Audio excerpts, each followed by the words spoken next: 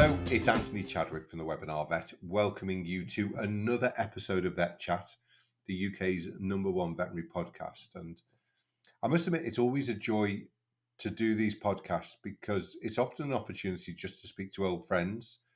And we all have busy lives, and I think sometimes we don't prioritize our relationships enough.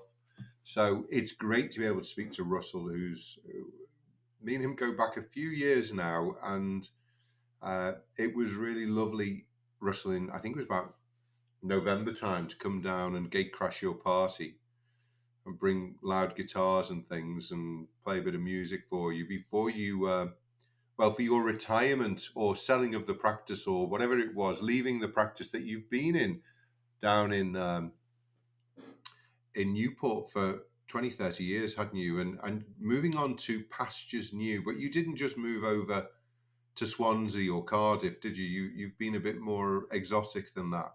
Exactly. Well, thank you very much for inviting me on the podcast, Anthony, and it's great to be here. Yes, and thank you for the wonderful music that you brought with you when you came to my leaving party or departure from the practice that I'd been at for 27 years, which I'd started from scratch, built it up, and eventually sold to a corporate, and then stayed on part-time as a consultant for 6 years, and then finally had the opportunity really to leave and come to where I am today, which is I'm in practice in Mount Pleasant Veterinary Group, which is the Mars practice in Singapore. And Singapore is a beautiful country. You have left a gorgeous place because, of course, you were living in Newport, or I think, were you classed as Caerleon where you lived? Yeah, I was living in Newport, which is a nice part of Southeast Wales. And obviously, Wales is a beautiful part of the UK. And I've come to another very different but beautiful place, which is in Southeast Asia, which is Singapore. And really, I've come for, as much as anything, the change, the adventure, and the new challenge. Yeah, I think when you spend a long time in a place, you've obviously loved that place. We used to enjoy coming down for the SPIVs VPMA VMG conference, which was obviously there, and a number of occasions we had some nice meals, didn't we, at the Caerleon pub there? What was it called? The Priory Priory. Hotel. Yeah, Yeah, and of plug course for them. Caerleon famous as a Roman legion's base, wasn't it? It was one of the Exactly. major bases in the whole of Britain for the Romans in the first few centuries AD. Absolutely. It's a great place. Yeah, well, I enjoyed my time there. The people were very good to me. The clients were very good to me. I had a great team to work with, and it was wonderful. But you get to a stage where sometimes you just need a new challenge. And probably at my kind of stage of my career, I'm not going to get too many opportunities. So I grabbed this one with both hands and came over here to see what I could do in Asia. It's not my first time in Asia because back in the 90s, I was in Hong Kong for 4 years and I had a great time there, challenging, very sort of, it was developmental for my career. It was a real sort of pivotal time then. And hopefully, being here in Singapore, back in Asia again, allows me to perhaps do some good and to learn more about what happens in veterinary in other parts of the world. I think those first few years are so pivotal. They do make you the vet and the person that you become. And been talking about that a little bit on different podcasts. It's we obviously have a problem with retention, and I think often it's that first 5 years, isn't it? If you can get through those first 5 years, if you accept that that's going to be tough, you're going to learn a lot, you're going to fail a lot, you'll have some successes along the way. But if you can get through that and you get to 10 years, you often look back and say it would have been very easy to leave at 5, but I'm so glad I didn't because it's one of the best jobs in the world. Yeah, I couldn't agree more with that, Anthony. It really is. And the veterinary profession has been so good to me. It's allowed me to travel. It's allowed me to develop my interests in the various things that I've done, surgery, orthopedics, orthopedic engineering, stem cells, osteoarthritis, you name it. You can go off at a tangent, and as long as you stay, reasonably close to, your roots and your veterinary um, career, you don't necessarily have to stay in your lane. And I've never been one for actually staying in my lane. I've Mm. always flitted about a bit and picked what I like from here or from there and brought it back into my sort of skill set. So I'm very pleased to have had that flexibility.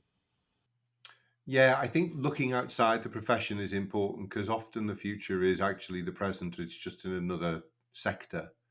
And I talk a lot about we do we do school, GCSEs, A levels. It's curriculum based. We do university. It's curriculum based.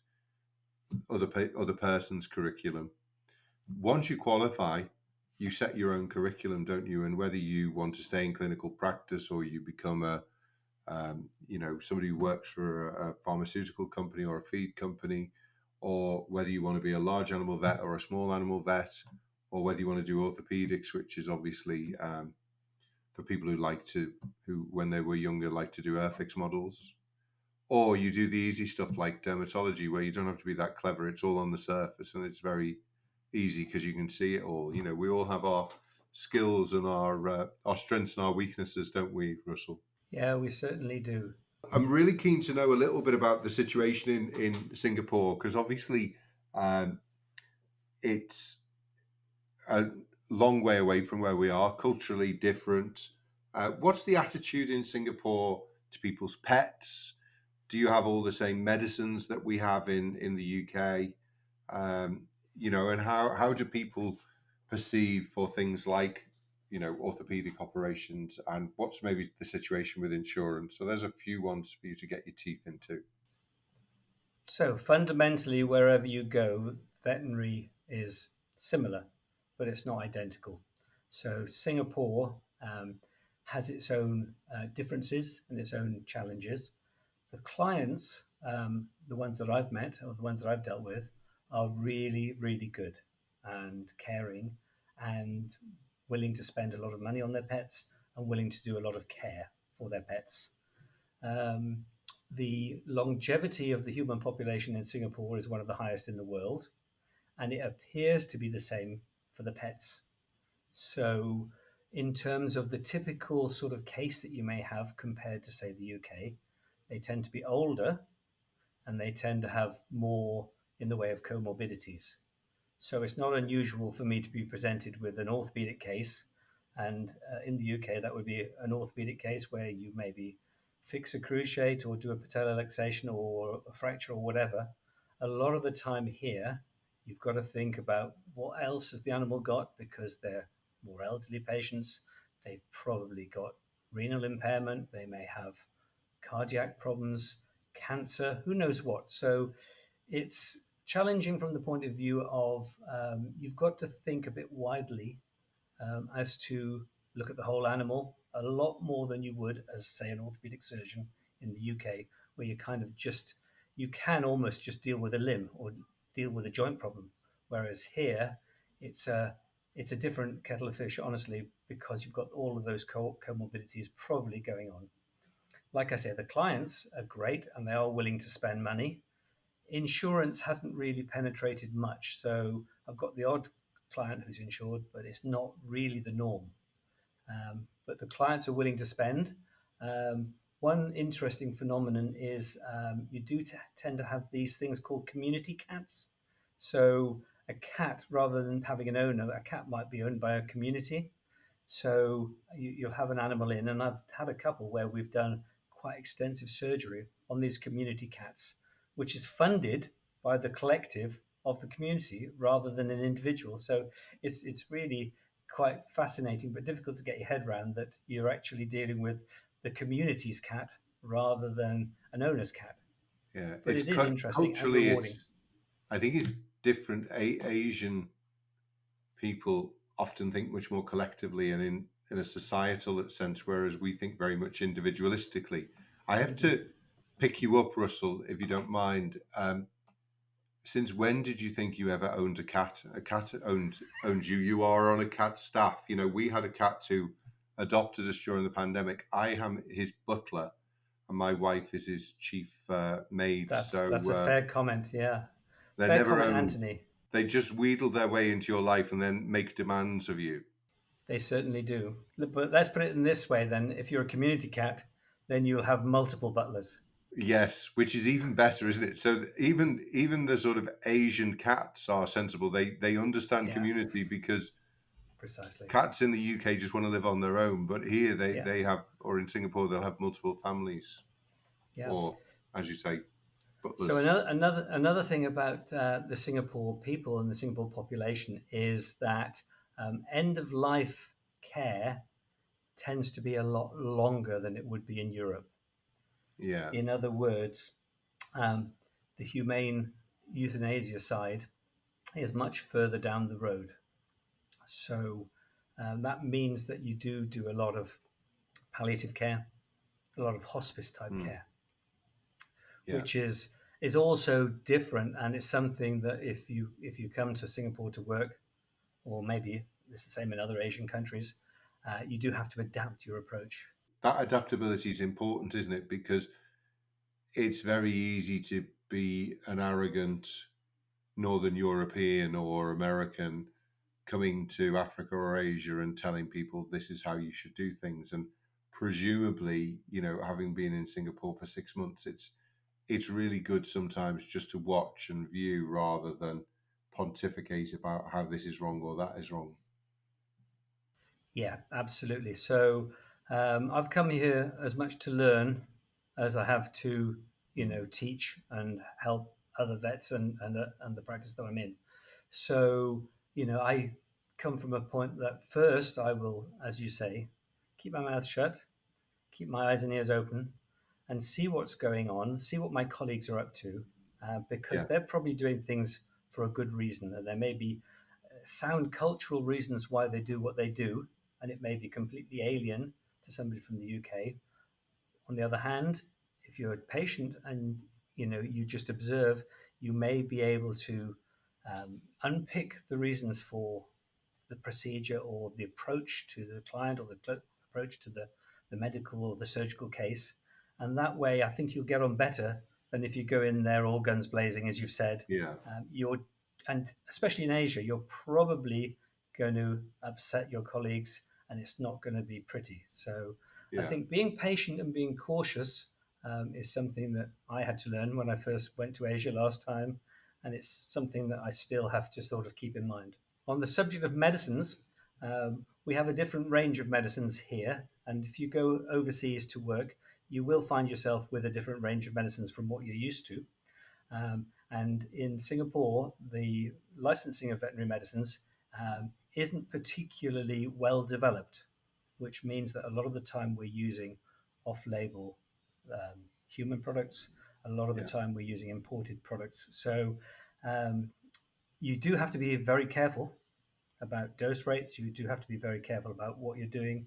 And like I've said, there is so much in the way of elderly patients with comorbidities going on that a lot of the time you can fall foul of the side effects. For example, if you're using non-steroidals, a lot of the time you will have an animal who's got compromised organ function. So you want to make sure that you're not making that worse. Hmm. Obviously, you're in the practice at Mount Pleasant and doing referral type cases, but very much, I think, like me, you had your own practice and did referrals in orthopedics as I did in dermatology. So having that first opinion background, I think, is really good. There's an advantage, obviously, with diplomats and university types, but sometimes coming from a very practical basis, you've got a very practical attitude, and you're probably more used to dealing with, you know, large numbers of clients and things. Do you think that's put you in a position where there's maybe some of that humility comes through as well? I hope so. I hope so. I think everything that I've done in my life, from being an assistant vet starting out to being, climbing up to being a referral vet, to being a practice principal, to then being a consultant vet, and then coming back to being a full-time referral vet in a different continent. All of those things are grist to the mill. So I think you take a little bit of stuff from everywhere, a little bit of knowledge, a little bit of skill, a little bit of experience. You make mistakes along the way, you learn from them, Mm. and you take it with you. So, with any luck, when you get to our sort of stage of our career, we do have a lot of experience which will stand us in good stead for, you know, approaching cases, approaching clients, helping our colleagues, being helped by colleagues, or maybe even asking for help. Um, Yeah. a lot of the time as vets, we don't ask for help, whether it be to do with our clinical cases, whether it be to do with anything around our career or our lives. We are very bad at asking for help. So Mm. I've learned as I've gone that the first thing I do probably in a new situation is I ask people. I say, "Will Yeah. you be so kind as to help me? Because I don't understand what's going on here. Maybe I don't understand what people have said because of the language barrier. I don't understand why things are being done this way." And if you befriend people and say, "Would you please help me?"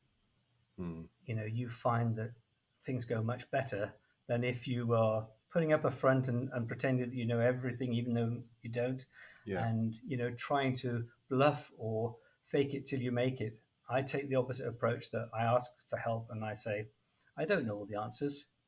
Can you help me?" And that's kind of my approach. I think particularly when you start a new job, it's always stressful at whatever age, and then encountering different drugs. I did some clinics about a year ago, and it was very much right. Get the nurse in the room. Right, okay, this is the first vaccination. Okay, which two bottles do you mix up? Even straightforward things like that. I don't know where the antibiotics are kept. Can you help me with that? It all is stuff at the beginning that takes time, but obviously after a month, 2 months, it's the sort of thing that you start to get into, and the job does become easier, doesn't it? It certainly does. Are you currently looking for a new role? Or maybe you're thinking about locuming but don't know where to start?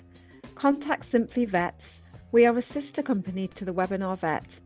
We offer a tailored recruitment guidance to help you secure a dream permanent role. And we run locums payroll too, which is free for the locums to use. Visit simplyvets.com to find out how we can help. As a practicing veterinary surgeon, also doing the referrals, you've done some really nice webinars for us, and I know you're very involved with, I think it's Veterinary Osteoarthritis Alliance. Not everybody will know what that is. Why was that formed? What are you trying to accomplish with this particular alliance? I'm glad you've asked that. So, Anthony, Veterinary Osteoarthritis Alliance is a non-profit organisation, and in a nutshell, we are there to promote best practice in osteoarthritis care. Osteoarthritis is one of the biggest causes of chronic pain and morbidity in our canine and feline population. And up until maybe 10 years, possibly 5 years ago, it was very, very underserved in terms of the veterinary care that we were able to provide. Now it's become a thing. People know that there is such a thing as a multimodal approach to osteoarthritis.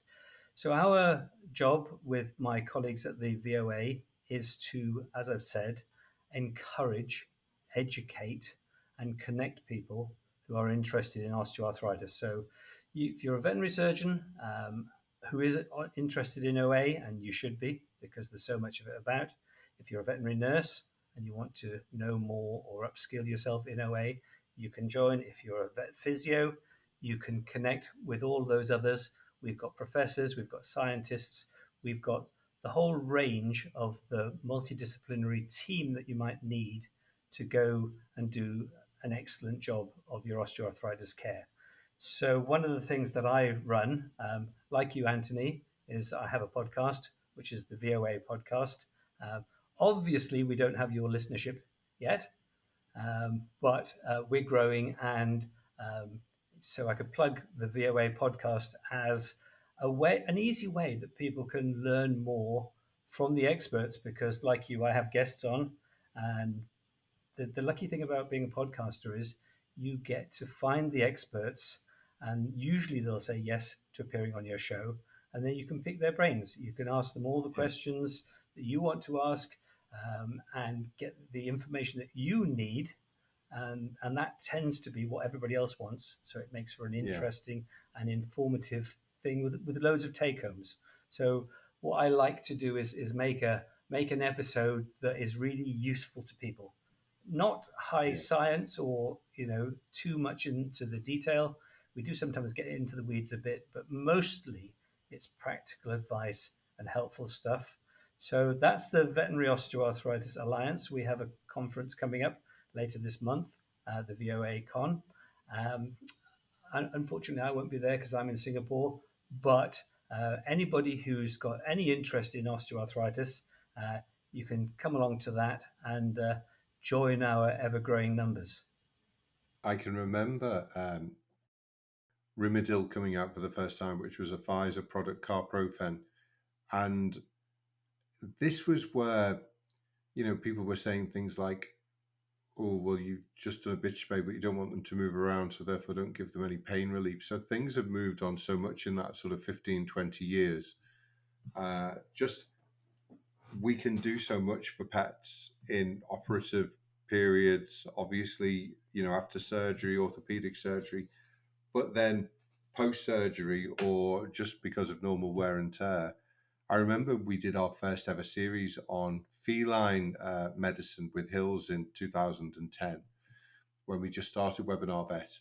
And I remember Duncan Lascelles saying, what is the most common disease in cats? And, obviously the dermatologist thinks it's dermatology, dentist thinks it's dentistry, but actually it is osteoarthritis, because by a certain age, pretty much all cats in the population will have osteoarthritis, won't they? And talking about Buddy before, this cat that adopted us during the pandemic at 14, wanted a retirement home, quieter house. We knew where he came from.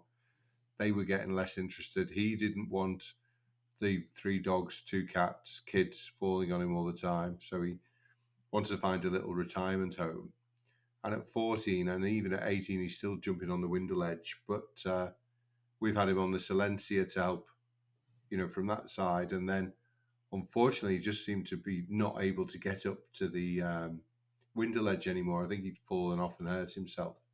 But back on meloxicam, and he's managing at 18 this month to get onto the window ledge. So if I can do the same at 100, I'll be quite pleased. If I can do that now, jump from the floor and jump on the window ledge and do it with that precision, I'll be pretty happy with myself. Yeah, absolutely. So haven't things changed in the last period of time in osteoarthritis? It's a really exciting field to be in. Yeah. Moving to Asia, I've found that there is a lot to do with osteoarthritis, because whereas in the UK we have the VOA and a couple of other organisations that are focusing on osteoarthritis, we don't have the same in Asia. So for me, there's plenty of territory. Yeah, there's plenty of challenge for me to get my teeth into and hopefully help the pet population, in this part of the world. Yeah. I mean, obviously, very fortunate. I qualified from Liverpool University, one of the best universities in the world, set up Webinar Vet because once you digitalize education, you democratize it. So it allows education to be spread to other countries where perhaps the standard isn't so high. So, but moving in the right direction. And of course, if we're helping animals, or we're helping vets in other parts of the world, and that helps animals, then animal welfare is going to improve. And analgesia and excellence in analgesia is so important. So thanks for all the work you're doing on that. Perhaps a bit more of an existential threat, and we talk about it a lot, and I'd love to get your perspective on it, is the use and abuse of antibiotics in all over the world. I think we have a reasonable reputation in the UK. What's the situation like in Singapore and maybe Asia, if you've got any perspective on that. Singapore is not so different from the UK in terms of antibiotic stewardship, and I'm lucky enough to be the steward in my particular practice. So that allows me to see what's going on. We have a traffic light system where we have 3 tiers of antibiotics, the ones of so-called low importance, then the medium importance, and then the very important ones. Yeah. So, in order to be able to prescribe the very important antibiotics, which are things like enrofloxacin, um, the vet in the practice has to have met certain criteria. So, they have to have done a culture and sensitivity. They have to prove in that culture and sensitivity that the enrofloxacin, for example, is the drug of choice and nothing else in the lower tiers will do the job. And then they have to come to me for permission. So I'm kind of the guardian of the antibiotic and I oversee the use of it. So that's pretty good and pretty stringent, I think. In other countries in Asia, I can't vouch for that. And as you know, the availability over the counter of antibiotics in a lot of countries is there, which means that we globally we have a big challenge. But I think what we have to do first, as we are doing in the UK and we're doing in Singapore, is to put our own house in order before we can go overseas and say, well, you guys are doing it wrong. So I think at the moment we're at the stage where we're enforcing or encouraging or educating around stewardship of antibiotics in Singapore. And it seems to be very well accepted by the vets. So I think that is a big step forward towards the sort of the global campaign of trying to make sure that we don't continue to make the mistakes that we've made around antibiotic misuse. Are the antibiotics you're using in Singapore all licensed for animals, or are they human and generic? They're a mixture of both, really. Yeah. So we don't really have, like we have in the UK, we don't really have a VMD. We don't really have drugs that are licensed as opposed to drugs that aren't licensed. They're all pretty much unlicensed. So what we're really doing in Singapore is we are kind of replicating the situation in other developed countries, but we may not always be able to get the brand or the actual the actual medicine that we wanted. So we'll use a human equivalent very often. Yeah. So it's like what we do with a cascade in the UK, where you're using things off label. So that is something that hopefully is on the cards for improvement. And as time goes on, things are getting tightened up with the authorities here. And I think that's going to be a good thing. It sounds like it's a really good system, I suppose. I know one of the other problems is counterfeit, which if you see a tablet and it looks like a potentiated amoxicillin tablets and it's packaged as a potentiated amoxicillin tablets, is not unreasonable to expect it to be a potentiated amoxicillin tablet. But I think certainly in some countries, that's not the case, is it? Precisely. So our neighbouring countries, there may be different challenges there. I'm perfectly aware of that. Yeah. Well, again, it's such an important area, and I know Mars, are particularly interested in it as a extra, and I think it's still on the site. But Charlie can leave a link if it is. They did last year at the virtual congress a webinar on pharmaceutical stewardship, because of course it's a bigger area, because antibiotics can accumulate in the environment, but so can some of the ectoparasiticides and so on. So it's definitely an area that we need to look at, isn't it? Exactly. But Russell, you're settling in. Lynn and yourself have found a nice place to stay. You haven't seen the otters yet, though, have you? The Not famous yet, otters of Singapore. No, absolutely. So a lot of people, including myself, might be surprised at the wildlife in Singapore. We've got over a dozen national parks, and they are absolutely full of all sorts of creatures: snakes, crocodiles, pangolins, you name it. Okay, it's all here, even though we're a kind of a city-state. So that's incredible. So Singapore is a great place. Green. It's a very green, It's beautiful state. it's a very it's called a city in nature. It really is, and a tropical climate. So very hot and humid and very wet. Yeah. So it's like being in the same climate as you'd have in a rainforest. So from that point of view, that kind of wouldn't suit everybody, but it definitely suits me because it's warm all the time, Yeah. and it's really exciting. Um, so I would encourage anybody that if they haven't thought about coming to Asia to work, it's a great. You've got to. It wouldn't suit everybody. You've got to have a kind of adventurous spirit. Um, and fortunately for me, I'm at the stage of my life where my children have grown up. My nest is empty, so it's given me the opportunity to come back to Asia and have that final fling, that final adventure, and Yes. do it somewhere that I've always wanted to go and I've always wanted to live. Plus, it's very, very close to lots of other wonderful countries. I just came back from Vietnam today before Fantastic. I came on this podcast, and that was really, really something as well. But I also remember, going back to Newport, there's lots of animals in Wales as well. But we did unfortunately have to deal with a wildlife emergency one time when we were both in Newport. I was at the SPIVS VMG conference. We decided to go down to do the park run, and unfortunately, we found a poorly, I think it was a lesser blackback gull, wasn't it? I believe so. Yeah, absolutely. And unfortunately, I had to take my T-shirt off to hold on to this bird. And I think the people of Newport are still traumatized after that event, aren't they? Yes, yeah. I remember we went into our practice. So there was this very, very tall, half naked person. And I introduced you as, well, you've heard of the webinar vet. Well, here he is. I don't think anybody believed me, actually. But the poor old seagull, unfortunately, didn't live to fight another day. But at least we were able to put him out of his misery, weren't we? Precisely. Russell, I am hoping at some point before you come back to Wales that I might get out to see you. But I'm so pleased that you're enjoying yourself, and Lynn.